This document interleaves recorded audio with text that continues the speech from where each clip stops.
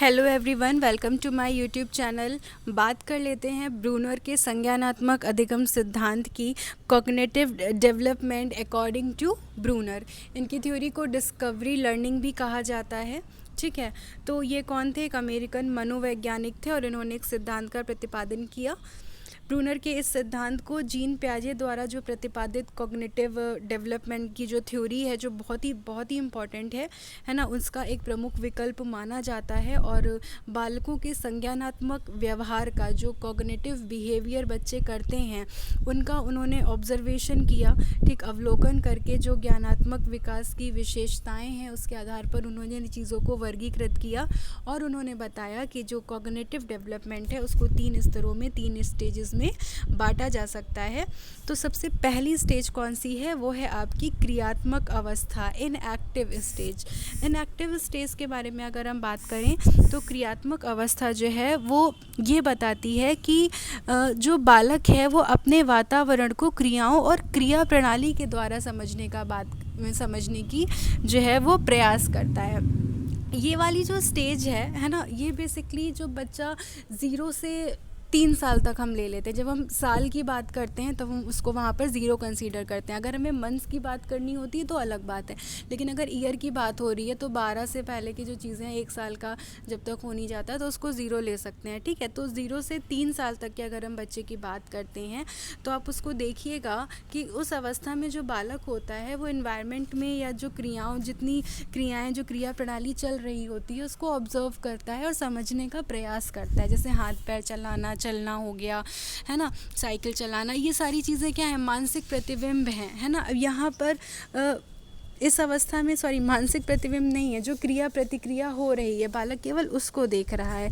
ये वाली जो स्टेज है, इसमें उसके दिमाग में कोई इमेज या जो मानसिक प्रतिबिंब है या आप कह लीजिए लैंग्वेज, इसका कोई महत्व खास नहीं होता है। केवल चीज़ों को, जो आसपास चीज़ें घटित हो रही हैं, जो एक्टिविटीज़ हो रही हैं, है ना, उनको देखता है, समझता है, खुद से करने की कोशिश करता है। थोड़ी बहुत चीज़ें जो कर पाता है, जैसे हाथ पकड़ लेना, किसी चीज़ को मोड़ना, काटना, रगड़ना, है ना, पटक देना अपने टेडी बियर्स को, तो ये सारी चीज़ें वो करता है। तो ये पहला स्टेज कौन सा है? इनएक्टिव स्टेज, क्रियात्मक अवस्था इसे कहते हैं।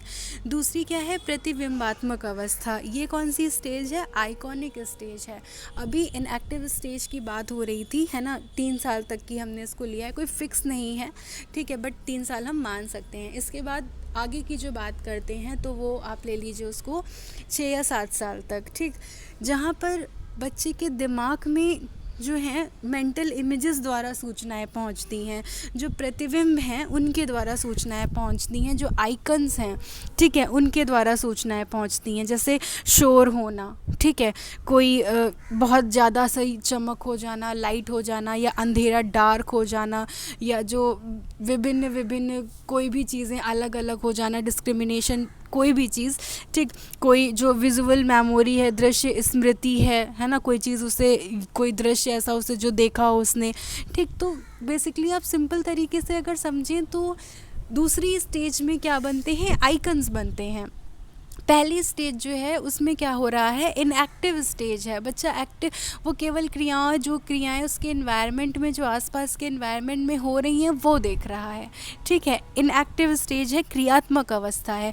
दूसरी स्टेज जो है वो प्रतिबिंब की है। उसके दिमाग में इमेजेस बनेंगी, मेंटल इमेजेस बनेंगी, उसके द्वारा वो चीज़ें ऑब्जर्व कर लेता है, इमेजेस के द्वारा वो चीज़ें ऑब्जर्व करता है और चीज़ों को सीखता है। इसके बाद बच्चा और बड़ा हो जाता है, 7+ हो जाता है। 8 साल से जो अबव के बच्चे हैं उनको इसमें रखा गया है। यहाँ पर जो बच्चे होते हैं वो सिंबल के द्वारा सीखते हैं, यानी जो भाषा हो गई, यहाँ पर भाषा का बहुत महत्व होता है। इस अवस्था में बालक की क्रियात्मक तथा प्रत्यक्षीकरण समझ का प्रतिस्थापन संकेत प्रणाली से किया जाता है। उनकी जो परसेप्शन है, उनकी जो चीज़ें हैं, वो पूरी तरीके से संकेत पर आधारित हो जाती हैं। जैसे बालक है वो भाषा तथा गणित के संप्रत्यय, सूत्र व गणना करना सीख लेता है, उनका प्रयोग करना सीख लेता है। आपको वही चीज़ों का नॉलेज हो जाता है, आप उन चीज़ों को यूज़ करने लगते हैं। आप उनको अप्लाई करना सीख जाते हैं। तो संकेत जो हैं ये विभिन्न वस्तुओं को समझने और कार्यों को करने का एक संक्षिप्त तरीका है।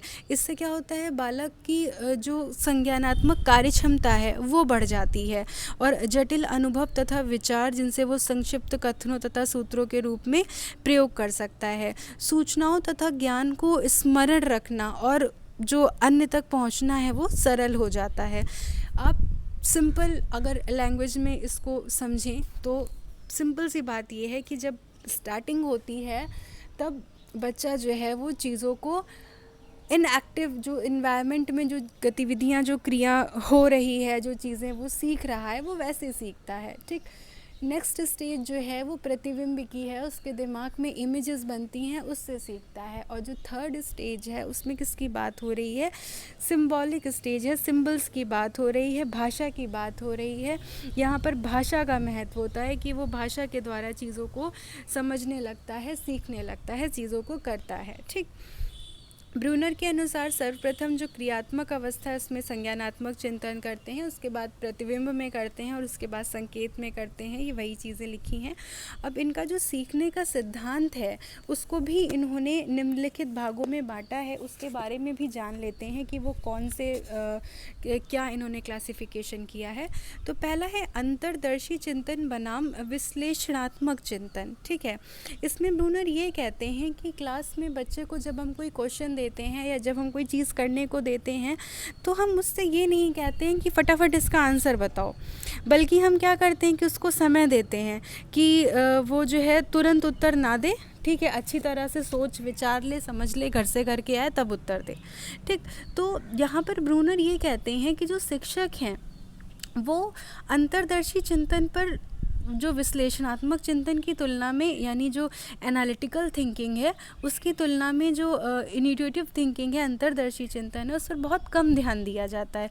बच्चे के अंदर जो इनिट्यूटिव जो अंडरस्टैंडिंग है, जो समझ है, जो अंतर्दर्शी समझ है या जो ज्ञान है उसको प्रोत्साहित नहीं किया जाता, उसको हतोत्साहित किया जाता है।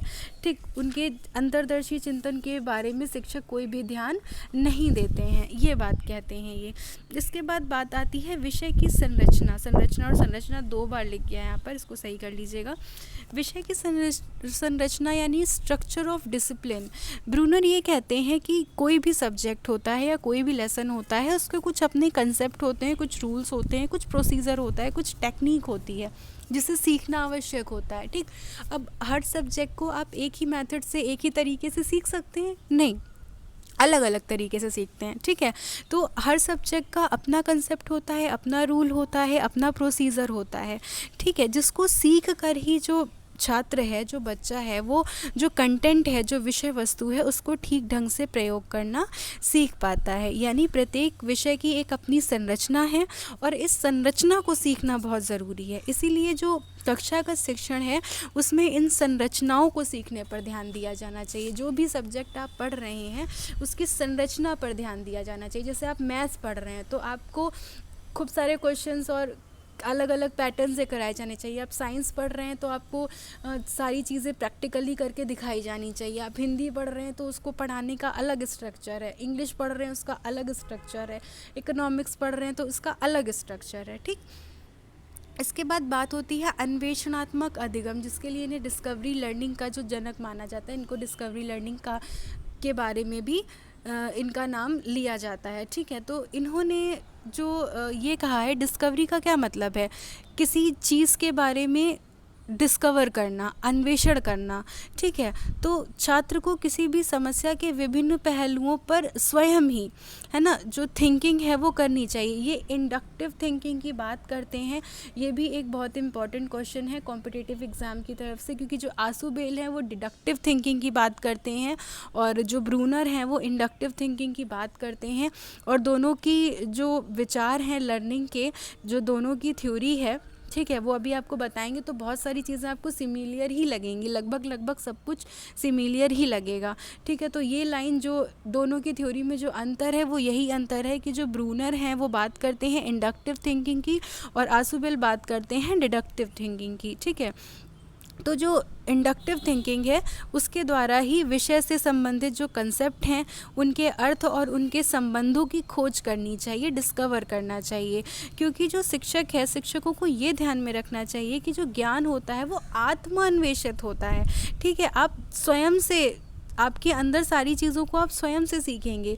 तो जो ज्ञान छात्रों के द्वारा आत्मान्वेषित होता है, जो आप चीज़ें स्वयं से सीखते हैं, सारी चीज़ें आप करके वो खुद से सीखते हैं, तो वो चीज़ें ज़्यादा लंबे समय तक रहती हैं, सार्थक रहती हैं, उपयोगी रहती हैं और स्थायी रहती हैं। ठीक है, तो सेल्फ डिस्कवर्ड लर्निंग की बात की है, ये सेल्फ डिस्कवर्ड लर्निंग पर फोकस करते हैं। आपको मैंने अलग अलग एलिमेंट्स दिए, सबके बारे में समझा दिया, सारी चीज़ों के बारे में डिटेल में। फिर आपने जो मेन टर्म था, जो मेन रूल था, वो आपने खुद डिस्कवर किया।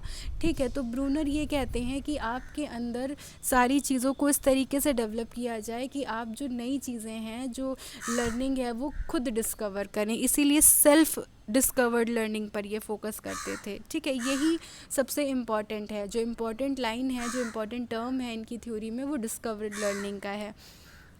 उसके बाद बात होती है संबद्धता का महत्व। ये संबद्धता भी बताते हैं, ये कहते हैं कि बच्चों को जो लक्ष्य होता है वो भविष्य के लिए तैयार करना होता है। ठीक है, जो छात्र हैं वो किस लिए चीज़ों को सीखते हैं, ताकि वो भविष्य के लिए जो भी समस्याएं हैं उनसे लड़ने के लिए प्रिपेयर हो सकें। इन्होंने अपनी जो बुक है द रेलेवेंस ऑफ एजुकेशन, उसमें 2 तरीके की संबद्धता बताई है। एक तो है सामाजिक और दूसरी क्या है, व्यक्तिगत। ये कहते हैं कि शिक्षा केवल व्यक्तिगत रूप से ही उपयोगी नहीं है। अब हम लोग पढ़ रहे हैं तो केवल व्यक्तिगत रूप से ही हमारे लिए ये जानकारी उपयोगी नहीं है, बल्कि इसका लक्ष्य सामाजिक लक्ष्यों के अनुरूप होना चाहिए, समाज के उद्देश्यों के अनुरूप होना चाहिए। ठीक, तो इसीलिए विद्यालय में होने वाला जो शिक्षण अधिगम है, जो टीचिंग लर्निंग प्रोसेस है, वो वहाँ पर पर्सनल रेलेवेंस और जो सोशल रेलेवेंस है, दोनों को ध्यान रखना चाहिए। ठीक है, इसके बाद कहते हैं अधिगम की तत्परता।